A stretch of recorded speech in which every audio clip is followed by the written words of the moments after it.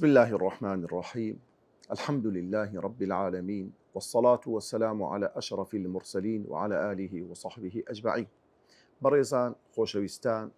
خوێندکارانی بەڕێز گەنج و لاوە بەڕێزەکان لە خوشکان لە برایان ئەسسەلام عەلەیکم وەڕەحمەت الله وبەرەکاتوه. خۆشحاڵ و شادومانین لە زنجیرەی چوارەمین بینەوە خزمەت ئێوەی بەڕێز و خۆشەویست سەبارەت بە تەفسیر و لێکدانەوە و ڕوونکردنەوەی ئەو جزئی کۆتایی قورئانی پیرۆز جزئی سیەمین کە بریتیە لە جزئی عەممە لە وانەکانی پێشوو لە سێ وانەی پێشوو بە چووینە خزمەت سوورەتی ئەننەبە. ئەوڕۆ دەینە خزمەت ئێوەی بەڕێز و خۆشەویست لە سوورەتی دووەمین لە سوورەتەکانی جزئی عەممە ئەویش بریتیە لە سوورەتی ئەننازیعات. سوورەتی ئەننازیعات سوورەتەکە ناوەکەی نازیعاتە، ژمارەی ئاەتەکانی 46 ئاەتە و هەروەها 79یەمین سوورەتە لە زنجیرەی یعنی تەسەلسول و زنجیرەی سوورەتەکانی قورئانی پیرۆز لە شاری مەککەی پیرۆز دابەزیوە، لە دوای سوورەتی نەبە دابەزیوە. پەیوەندی ئەو سوورەتە سوورەتی نازیعات لەگە سوورەتی نەبە چ پەیوەندیەکەیە لە نێوان ئەو دوو سوورەتە؟ لە سوورەتی پێشوو سوورەتی نەبە خوای گەورە سوبحانەه وتەعالا باسی ڕۆژی دوایی کرد و تیشی خستە سەر حاڵ و بار و دۆخی دووچی. خراپترین چین کە ئەتاغین بوو و باشترین چین کە تەقواداران و پارێزگاران بوون، ئەوانەی کەوا متەقین. خوای گەورە سوبحانەه وتەعالا هەروەکو لەو سوورەتەدا باسی هەندێک لە دروستکراوە بەهێز و تۆکمە و توند و پتەوەکانی خۆی کرد لە ناو مەخلوقاتەکانی خۆی کە وەکو ئاسمان، وەکو زەوی، وەکو چیاکان، وەکو دەریاکان. خوای گەورە باسی ئەو مەخلوقاتانەی خۆی کرد کە چۆن چۆنی خوا خەڵقی کردوون و لە دواییدا لە ڕۆژی قیامەتش چۆن ئەو مەخلوقاتە چۆن ئەو دروستکراوانەی خوای گەورە سوبحانەه وتەعالا بە ئەمر و فەرمانی خوای گەورە هەر هەمووی کۆتایی پێدێ، هەر هەمووی دەگۆڕێن و بە ئەمر و فەرمانی خوای گەورە هیچێک وەکو خۆیان نامینێ. بۆیە حاڵ و بار و دۆخی مرۆڤەکانیش گۆڕانیان بەسەردادێ. تاغیەکان بەرەو جەهەنەم و سزا و تۆڵەی خۆیان دەچن، متەقیەکان بەرەو بەهەشت و ناز و نیعمەتی خوای گەورە دەچن. لەو سوورەتە پیرۆزەشدا خوای گەورە سوبحانەه وتەعالا سوێن دەخواتن بۆ تاکیدکردەوە لەسەر ڕوودانی هەندێک لە ڕووداوەکانی ڕۆژی قیامەت. بەڵام خوای گەورە سوبحانەه وتەعالا باسی چمان لێ دەکاتن لەو سوورەتەدا؟ سەرەتایەکەی باسی مردنی مرۆڤ سەرەتایی دەستپێکردنی قیامەتی هەموو مرۆڤێکە. لێرە خوای گەورە سوبحانەه وتەعالا لە دوای ئەوەی کە سوێن دەخوا بە چەند ئاەتێک لەسەر هاتنی ڕۆژی قیامەت، ئینجا خوای گەورە سوبحانەه وتەعالا بە هەمان شێوە لێرەش مرۆڤەکان پۆلین دەکا، دابەش دەکە لە بۆ دووچی ئەو چینانەی کەوا کەسانی خراپ و گونەهبار و سنوور بەزێری ئەمر و فرمانەکانی خوان و ئەو کەسانەی کەوا لە گوێڕایەلی ئەمر و فرمانی خوای گەورە بووە. و خوای گەورە نمونە دێنێتەوە بە دوو کەس لە زەمانە لە سەبارەت بە کەسە خراپەکان، لە تاغیەکان، لە گونەهبارەکان. خوای گەورە نمونە دێنێتەوە بە فیرعەون. لەو کەسانەی کەوا کەسانی زۆر چاکن، کەسانی زۆر لە خواترس و گوێڕایەل و سوڵحاون بۆ خوا، خوای گەورە نمونە بە موسا پێغەمبەر دەهێنێتەوە چۆن چۆنی لەو دنیادا هەوڵ و کۆششی کرد لە خزمەت دینی خوای گەورە سوبحانەه وتەعالا و پێچەوانەوەش فیرعەون بەرەو چێن دەرچوو و موسا پێغەمبەریش بەرەو چێن دەرچوو. ئێستا دێین لە ئاەتی ژمارە 1 هەتا دەگاتە ئاەتی ژمارە 14 ئەو چەند ئاەتە گوێڕا دەگرین. لە دواییدا دێین مانای وشەکان ڕۆن دەکەینەوە. وشەی وەنازیعات واتە گیان چێشان یان گیان چێش. غەرقا قوڵایی لاشە. نەشتا واتە چالاک و وریا و چوست. ئەڕاجیفە لەرزینێکی بەهێز و هەروەها ئەڕادیفە فوکردنی دووەمە بە کەڕەنا بە کەڵەشاخ واتە نەفخی سوور. بیساهیرە دەشتێکی سپی کاچی بە کاچی کە بریتە لە دەشتی مەحشەر. واجیفە ڕزی و لەرزی و تۆقی و واتە ئەو کەسەی لە ترسدایە. الحافرە گۆڕ یعنی بەبەست پێرە لێرە قەبرە. نەخیرە ئێسکێکی ڕزی و کەڕە گەڕانەوە زیندووبوونەوەی مرۆڤ. زەجرە نەعرەتە یان بە معنای شریقە واتە دەنگێکی زۆر گەورە. ئێستا دەینە سەر لێکدانەوە و تەفسیرکردنی ئایەتەکان بە ڕوونکردنەوە و تەفسیرێکی مفەسەلی و ڕوون ینی برین بە ڕوونکردنەوەیکی تەواوی ئایەتە پیرۆزەکان. مانە و تەفسیری ئایەتەکان خوای گەورە سوبحانەه وتەعالا لەو سوورەتەدا سەرەتا سوێن دەخوا دەفەرموێ والنازعاتی غەرقا واتە خوای گەورە سوێن دەخوا بەچی بە کۆمەڵێک لە مەلائیکەتەکانی خۆی. چێن ئەو مەلائیکەتانە؟ والنازعات خوای گەورە دەفەرمێ سوێن بەو فریشتە و مەلائیکەتانەی کەوا ئەو مەلائیکەتانی کەوا ئیشێکیان پێدراوە ئەویش بریتێ لە چی؟ والنازعات واتە ئەو مەلائیکەتانەی دەردێنن دەردەچێشن. کەلیمەی نەزع لە زمانی عەرەبی واتە دەرهینانی شتێک لە قوڵاییەکی زۆرەوە بەتوندی زۆر بەتوندی و بە خێرایی بە چوستی ڕوحەکان دەربهێنرێ کەوا ماندی بوونەکی زۆری پێوە دیار بیتن. ئینجا خوای گەورە دەفەرمێ ئەو مەلائیکەتانی ڕوحەکان دەردێنن لە ناو لاشەی مرۆڤ لە چێن غەرقا لە ناو قوڵایی مرۆڤ. بەڕێزان و خۆشەویستان ڕۆح لەگەر هەموو ئەندامەکانی لەشی مرۆڤ تێکەڵە. بۆیە تەمەشا بکە کاتێک کە ئینسان دەمریتن خوای گەورە سوبحانەه وتەعالا لە قورئانی پیرۆز لە چەند شوێنێک وەصفی ڕوحکێشانی مرۆڤی کردووە. کاتێک کە ئینسان ڕوحیان دەچێشرێ ئەو ئینسانانە ڕوحکێشانی هەموو مرۆڤەکان وەکوی ئەگنین. خوای گەورە لێ سوێن دەخوا بە ڕوحکێشانی ئەو کەسانی خراپن گونەعبارن بە ڕوحکێشانێکی زۆر تۆند زۆر زەحمەت کەوا لە قوڵای ڕەشیە لە قوڵای لاشەیان ئەو ڕوحەیان لێ دەردەینن. لێ بەڕێزان بەڕاستی ڕوحکێشان گرانایی و زەحمەتی خۆی هەیە. حتا پێغەمبەری خوا صلی الله عليه وسلم کاتێک لەسەر مەرگ بوو دەیفەرموو لا إله إلا الله إن للموت سكرات دەیفەرموو لا إله إلا الله بەڕاستی مردن گرانایی و زەحمەتی و ناخۆشی خۆی هەیە. کەواتە ئەو کەسانەی کەوا ڕوحیان دەچێشرێ بە تایبەت ڕوحکێشانی بێباوەڕان ڕوحکێشانی گونەعباران ڕوحکێشانی ئەو کەسانی زوڵم و ستەم و تاوانیان کردیا زۆر بە زەحمەت ڕوحیان دەچێشن مەلائیکەتەکانی خوا. و هەروەها خوای گەورە سوێن دەخوا دەفەرموێ والناشطاتی نەشتا و سوێن بەو فریشتە و مەلائیکەتانەی کەوا زۆر بە چوست و چالاکی. کەلیمەی نەشط نەشیط واتە چوست چالاک بە خێرایی. ئەو مەلائیکەتانەی کەوا زۆر بە چوستی و بە چالاکی نەشتا یعنی بە چوست و چالاکی و خێراییەکی زۆر تۆکمە ڕوحی کەسانێک دەردەهێن و دەچێشن. کەواتە بزانە لێرە خوای گەورە سوبحانەه وتەعالا باسی دوو جۆر ڕوحکێشان دەکا. ڕوحکێشانی یەکەم زۆر بە سەختی زۆر بە زەحمەتی، ئەی دووەمیان زۆر بە خێرایی بە چوست و چالاکی. دیارە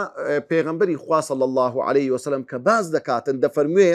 ڕوحکێشانی ئینسانی ئیماندار زۆر سووکە زۆر ئاسانە. چۆن؟ پێغەمبەری خوا دەفەرمێ ئینسانی ئیماندار ئینسانی لە خواترس هەر ئەوەندە زەحمەتی لە ڕوحکێشان دەبینی بە قەدرای ئەوەندەی کو ئینسان ئیشەک دەکات تۆزێک ماندی دەبی نەرمە ئارەقەیەک لە نیوچەوانی پەیدا دەبی. پێغەمبەری خوا دەفەرمێ المؤمن يموت بعرق جبينه ئینسانی ئیماندار تەنها بە نەرمە ئارەقەیەک کە لە نیوچەوانی پەیدا دەبی عەزیەتی ڕوحکێشانەکەی هەر ئەوەندەیە. بزانە تەمەشا بکە. لۆیە عەمڕی کوڕی عاس کە سەحابەتی پێغەمبەرە صلی الله عليه وسلم نەخۆش کرد کەتە حالەتێکی ئەوەی کە ڕوحی بچێشرێ. لە دوایی دەهاتەوە سەرخۆ کوڕەکەی لێی پرسی فەرمووی یا ئەبەتی ئەی بابەجیان صف لي النزع تخوا وەصفی ڕوحکێشانم لۆ بکە. گوتی کوڕم والله وەصف ناکرێ لا یوسف ڕوحکێشان زۆر زەحمەتە وەصف ناکرێ. بەڵام زانی وەکو چی وایە هەندێکن لۆ باز دەکەم. وەڵی وا هەستم دەکرد وەکو ئەو چیا قورسانە چیایەکی زۆر قورس لەسەر شانم بی. یعنی وەک هەستم دەکرد ڕوحم لە کونی دەرزیەک شتێکی دەربینی ڕای بچێکی زۆر بە زەحمەت ئاوا هەستم بە گرانایی و زەحمەتی ڕوحکێشان دەکرد. یان کوڕی خۆم واللهی هەستم دەکرد کو خوریەکی بینی لە ناو دڕکەچی بە ئارێنی لە پاشان ڕاست خوریەکەی لێداڕنی چەند زەحمەتە کو ئەو درکە هەمووی قرچ و بڕدەبی حەز دەکەی لاشەی ئینسان ئەوها لە زەحمەتیدا لە کاتێک کە ڕوح دەچێشرێ بەڵام ڕوحکێشانی ئینسانی ئیماندار زۆر جیایە خوای گەورە کە وەسفی ڕوحکێشانی ئینسانی ئیماندار دەکا واللهی پۆلێک لە مەلائیکەتان دادەبەزن بۆ ئیستقبالکردنی ئەو ڕوحە بۆ دڵدانەوەی ئەو ئینسانی کە دەمری خوای گەورە دەفەرمێ إن الذين قالوا ربنا الله ئەوانەی لە دنیای وتیان تەنها الله پەروەردیگاری مەیە ثم استقاموا لەسەری بەردەوام بوون ئەولایان نەکرد لەسەر ئەو دینە ڕاستەقینەی خوای گەورە ڕۆیشتن خوای گەورە دەفەرمێ تتنزل عليهم الملائكة ئەوانە کۆمەڵێک پۆلێک لە مەلائیکەت دێنە خوارێ لە بۆ وەرگرتنەوەی ڕوحی ئەو ئینسانە تتنزل عليهم الملائكة لۆ دێن پێی دەڵێن ئەللا تەخاف توخوا مەترسا لۆ ئەو دنیای لە بۆی دەچی لۆ ناو ئەو گۆڕە لۆ ئەو قیامەتە لۆ ڕوبەڕووبوونەوەی خوای گەورە ئەللا تەخافوا ولا تحزنوا عاجز مەبە لە ماڵت لە منداڵت لە خێزان و لەو دنیای بەجی دێری وأبشروا بالجنة التي كنتم توعدون مجاني بيددن بو بهشتي كوا وعد بو إنسان دران روح تشاني إنساني إيمان دار زور فرقي هيا لقى روح تشاني إنساني خرا لدعاء دخواي رسوين دخوا دفرموه والسابحات سبحة سوين بو فريشتاني كوا لناو آسمان كان لا ولا دنیادا بەبەردەوامی دەسوڕێنەوە بۆ جێبەجێکردنی ئەمر و فەرمانەکانی خوای گەورە سوبحانەهو وتەعالا زۆر چست و چاڵاکن چۆن ماسی زۆر بە ئاسانی بە بێ زەحمەتی مەلە دەکەن لەنا ئاو دێن و دەچن دەڕۆن مەلە دەکەن ئەو فریشتانش ئاوا بە ئاسانی بە بێ هیچ زەحمەتیەک بە بێ هیچ دوودڵیەک ئەمر و فەرمانی خوای گەورە سوبحانەهو وتەعالا جێبەجێ دەکەن لۆیە لە ئاسمان دێنە خوارێ لە زەوی بەرز دەبنەوە بە بەردەوامی ئەو فریشتانە لە خزمەتی مرۆڤەکاندان ئەمر و کاری خوای گەورە جێبەجێ دەکەن چونکە یەکێک لە وەسفی فریشتە ئەوەیە لا يعصون الله ما ئەمرهم بە هیچ شێوێک سەرپێچی ئەمر و فەرمانی خوای گەورە ناکەن لە دواییدا خوای گەورە سوێن دەخوا و دەفەرمێ فالسابقات سبقا سوێن بەو فریشتانەی کەوا فالسابقات ئەوانەی مسابقە و پێشبڕچێ دەکەن سەبقا بەڵام بە پێشبڕچەیەکی زۆر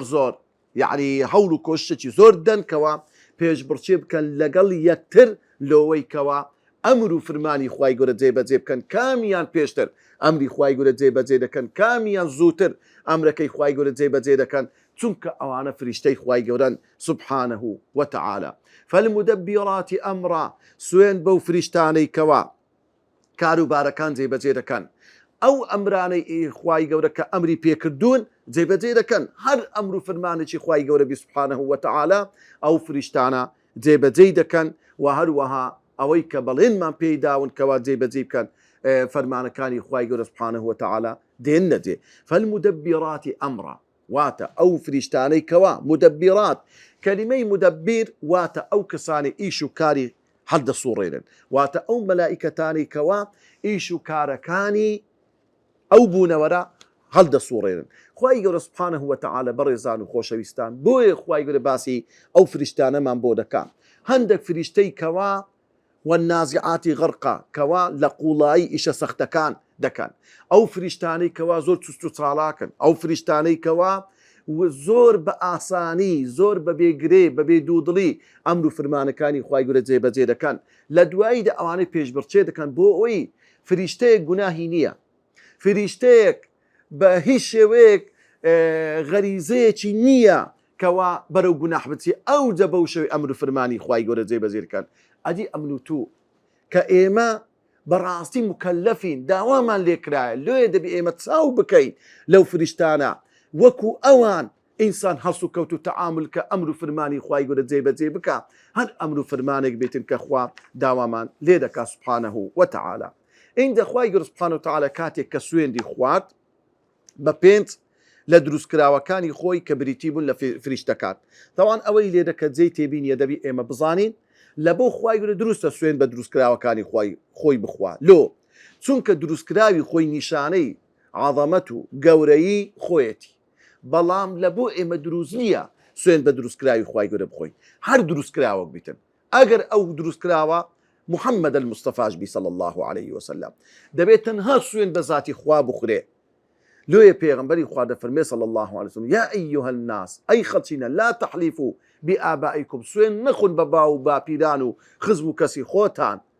دفرم من كان حالفا فليحلف بالله هر كسك سوين دي خواد با سوين بذاتي الله بخوا دروزني سوين بغير خواي قولا من حلف بغير الله فقد أشرك پیغمبري خوا دفرمي صلى الله عليه وسلم هر كسك سوين بخوا بغير خوا او الشرشي بالريار دا وخوا بنامم دا يا ربي كوات اللويا سوين خواردن لبو خوا دروز تبا مخلوقاتي خوي بلام لو ايما دروز نيا سوين با مخلوقاتي خواي قولا بخوين انت او سوين خواردناني خواي قولا بوتيا واتا سوين دن بهمو اوشتانا دڵنیابن بێگومان بن يوم ترجف الراجفة ڕۆژێکتان لە پێشە ئەی مرۆڤەکان ئەو ڕۆژە ترجف الراجفة لەو ڕۆژەدا ئەو زەویە فوو دەکرێت ترجف الراجفة لەو ڕۆژدا فوو دەکرێت بە شەیپور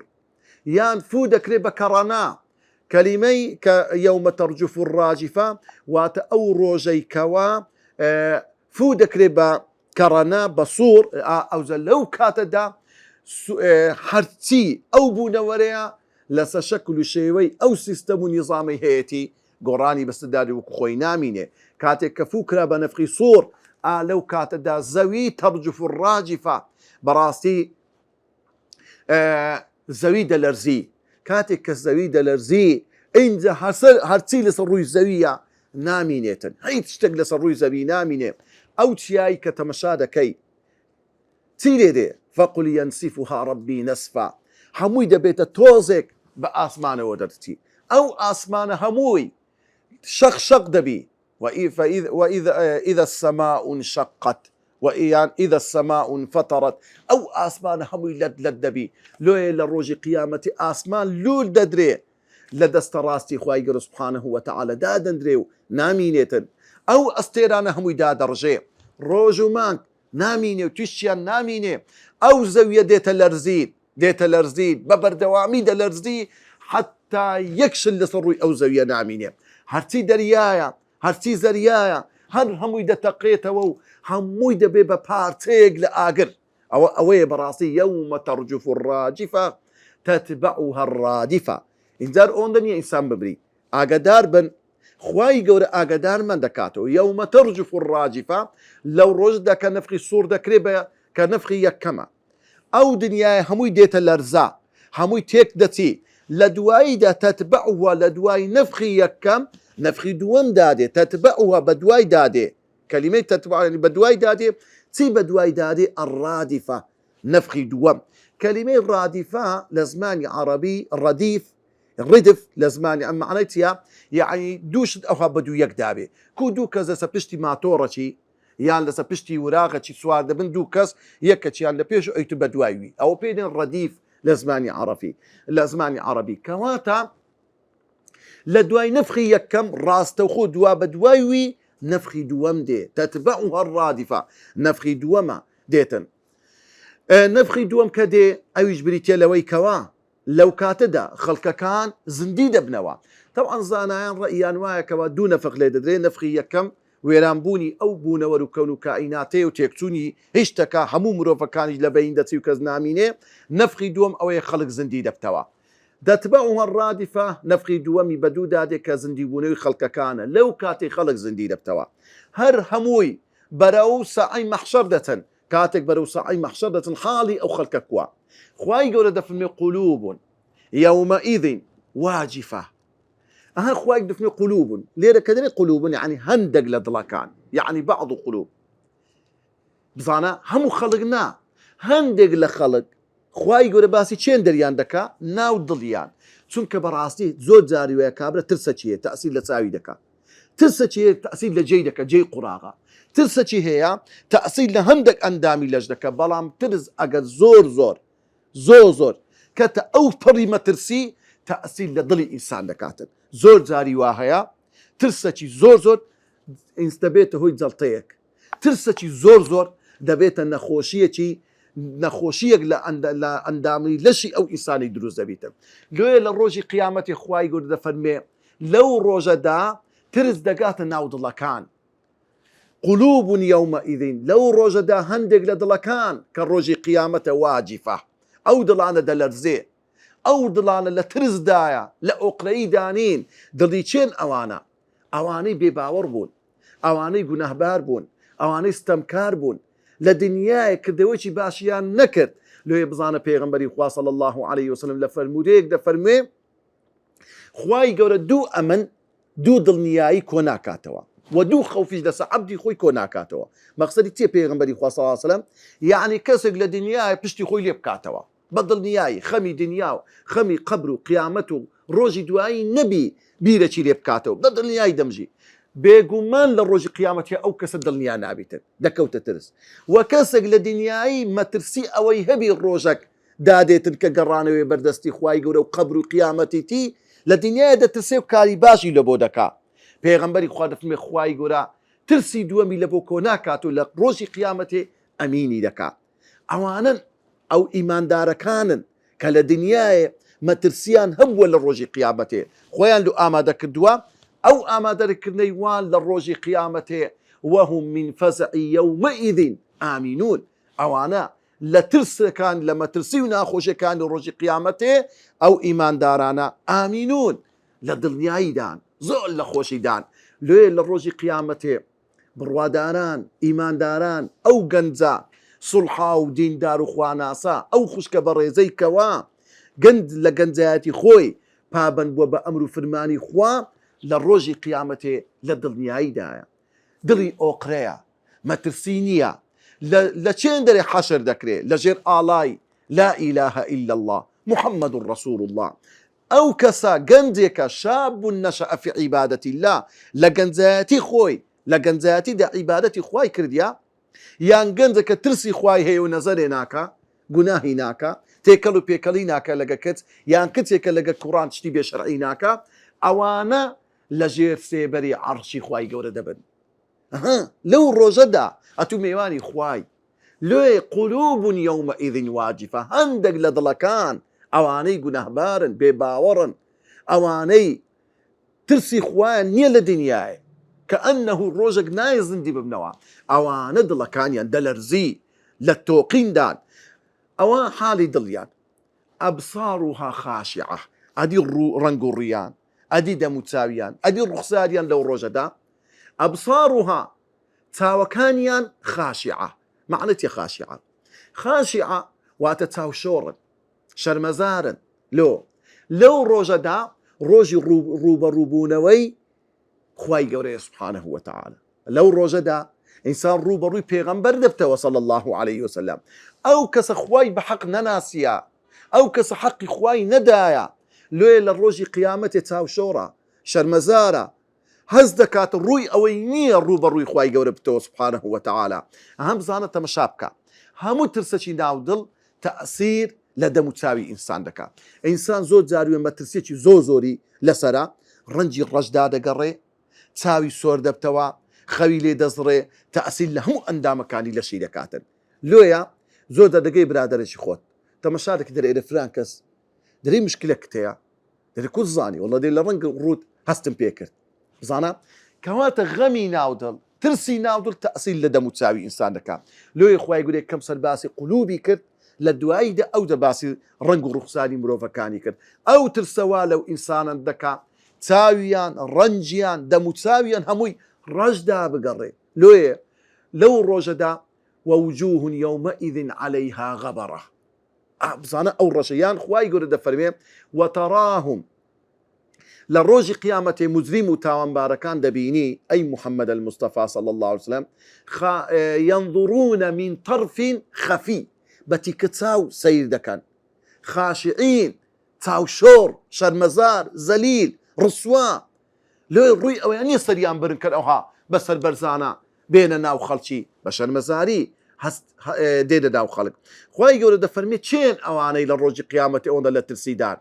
ئەوەندە شەرمەزارن، ئەوەندە چاوشۆڕن، ئەوانەی کەوا یەقولون لە دنیایێ دەیان گوت ئەئینە لەمەردودونە فی الحافرة، ئای ئێمە جارشکە لە مەردودون ڕەت دەکرێینەوە، دەگەڕێینەوە فی الحافرة، دوای ئەوەی ئێمە دەکەوینە ناو قۆرتێک ناو حفرەیەک ناو کە مەقسەدیان پێ قەبرە کاتێک کە ئێمە لە گۆڕ نرای ئەو هێسکە و ئەو هێسک و لاشەی ئێمە هەمووی لە ڕزی هیچ تەکمان نما جارش کەمە دەگەڕینەوە زیندی دەبینەوە ئەوانەی کە بڕواان بە زیندی بوونەوە نەبوو چەند زۆرن ئەو خەڵکانی ئەوڕۆ لە ستەمکاران لە گونەهباران لە خەڵکە خراپەکان کەوا واللهی ئەگەر کەسێک بڕوای بە ڕۆژی قیامەتی هەبێ گوناح ناکە زوڵم ناکە غەدر ناکە ئەوانن کە بڕوایان بە ڕۆژی قیامەتێ نیە ئەوانە بڕوایان نەبوو لە ڕۆکەوە لە ڕۆژی قیامەتێ زیندی دەبنەوە ئەئیذا كنا عظاما نخرة دەیانگۆ ئایا کاتێک کە ئێمە ئەئیذا كنا ئایا کاتێک کە ئێمە بووین عظاما بە ئێسکەچی نەخیرە کەلیمەی نەخیرە بەو ئێسکەی دەوترێ ناوەکەی بۆش دەبیتن هیچی نامینی وشک دەبتەوە لە پاشان دەڕزی نەخیرە ینی ناوی بۆش دەبیتن وەکو شمشارێک وەکو شتێکی لێ دێتن و لە پاشان برین ینی هیچی نامی دەبتە هێسک و پرۆسک هۆی دابەزینی ئەو ئاەتە پیرۆزە دەرێن سعیدی کوڕی مەنسوور لە محەممەدی کوڕی کەعب دەجێڕێتەوە دەفەرموێ کاتی ئاەتی یەقولونە ئائیننا لەمەردودونە فی الحافرە دابەزی کافرەکانی قوڕیش وتیان ئەگەر زیندوو ببینەوە دوای مردن سوێن بەخوای گەورە بەڕاستی ئێمە زەرمەند دەبی ئەم بزانە تەمەشا بکە ئەگەر زیندوو بوونەوە هەبی بەڵا یعنی ئەوانە گومانیان هەبووە دەڵێن زیندوو بوونەوە نییە لۆیە خوای گەورە فەرمووی لەسەر زوبانی وان فەرمووی قالوا تلك إذا كرة خاسرة براستي أجر إيما جارج كرة أجر جارج كإيما زندي بميو كرة ليرة مقصدي زندي بونا ودروس كدنا ويان لو جاري دوام للرجي قيامتها خاسرة براسي أو زندي بونا وإيما للرجي واي ما يزر المنديل أبو إيما فإنما هي زجرة واحدة خواي قرفاي تعقيبي بكارديني واتا راستخو والله ميان داتوا يعني بيجومان إنما يعني ببهشك جمانك أو هي زندي بونوي إيوا زجرة واحدة زجرة واحدة معناتها يعني تنها يجنف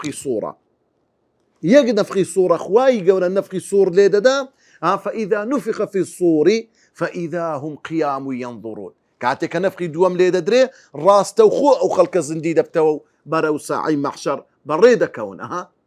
زۆر ئاسانە لەکن خوای گەورە سوبحانە وتعالە لێ لە سوورەتی نەبە خوای گەورە باسی دروستکراوەکانی خۆی کرد ئایا لە دواییدا باسی زیندی بوونەوە و باسی تێکچوونی ئەو بوونەوەی کرد ئایا زیندی دروستکردن زەحمەتتریان جارێشتر شتێک دروستکرێتەوە بێگومان دروستکردنی سەرەتایی زەحمەتترا ئەگەر کەسێک بتوانی شتێک لە سەرەتا دروستکە زۆر ئاسانە جاری دووەم دروستی بکاتەوە و زیندی بکاتەوە فإذا هم بالساهرة لەو کاتی کە زیندی بوو دەکرێنەوە كنفقي دوام لي ددري اوان لا شي خويا دبين نوا فاذا هم اهم بزان اول ليره لبوتيا لبو مفاجاه يعني لناكاو لهيك وخويا دبين ولا تشندري بالساهره كلمه ساهره لزماني عربي واتا